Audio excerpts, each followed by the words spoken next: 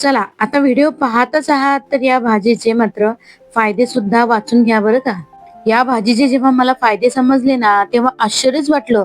तर ही भाजी प्रामुख्याने पावसाळ्यात मिळते. या भाजीला आमच्याकडे काटलं म्हणतात, काही लोक कंटोरली सुद्धा म्हणतात. या भाजीचे फायदे ऐकाल ना तर थक्कच होऊन जाल. तर नमस्कार मैत्रिणींनो, मी पल्लवी आणि तुमचं स्वागत आहे माझ्या एका नवीन व्हिडिओमध्ये. आज मी तुमच्या सोबत पावसाळ्यात मिळणारी एक अतिशय छान आणि पौष्टिक भाजीची रेसिपी शेअर करणार आहे. आता ही भाजी तर सर्वच जण बनवतात, पण या भाजीचे फायदे आणि उपयोग आहेत ना ते ऐकून तर तुम्ही थक्कच व्हाल. आता ही भाजी ना खास करून पावसाळ्यातच मिळते. काही ठिकाणी कंटोरली, काटलं असं वेगवेगळं बोललं जातं. दिसायला थोडी वेगळी असली तरी भाजी खायला खूपच एकदम चविष्ट लागते. या भाजीमध्ये प्रामुख्याने फायबर, प्रथिने, लोह, कॅल्शियम आणि फॉस्फरस यांसारखे पोषक घटक आढळतात. तसेच व्हिटॅमिन सी सुद्धा याच्यामध्ये भरपूर मुबलक प्रमाणात आहे.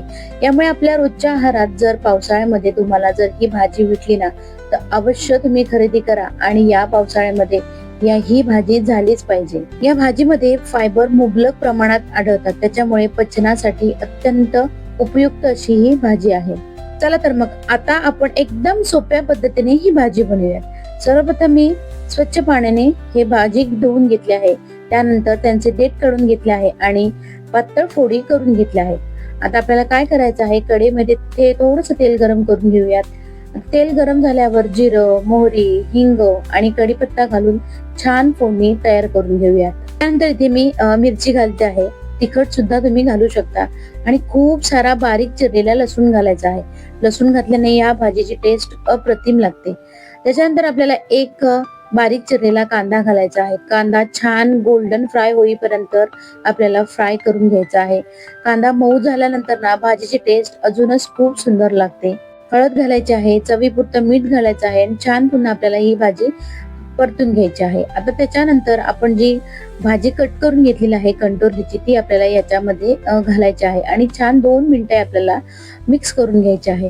आता ही भाजी आपल्याला ना वाफेवर करायची आहे. याच्यामध्ये कोणतंही पाणी घालायचं नाहीये आणि जास्त मसाले सुद्धा याच्यामध्ये ऍड करायचे नाहीयेत, कारण ज्या भाजीची जी ओरिजिनल टेस्ट आहे ना ती थोडीशी कमी होऊन जाईल.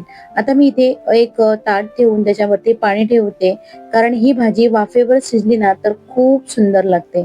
मध्ये एकदा झाकण काढून भाजी हलवून घ्यायची, म्हणजे ती खाली लागणार नाही आणि सगळे कंटोरले सुद्धा व्यवस्थित शिजतील.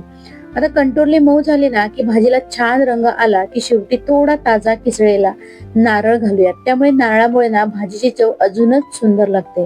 आता एकदम सगळं व्यवस्थित मिक्स करून घेऊया आणि आपली गरमागरम कंटोरल्याची भाजी तयार आहे.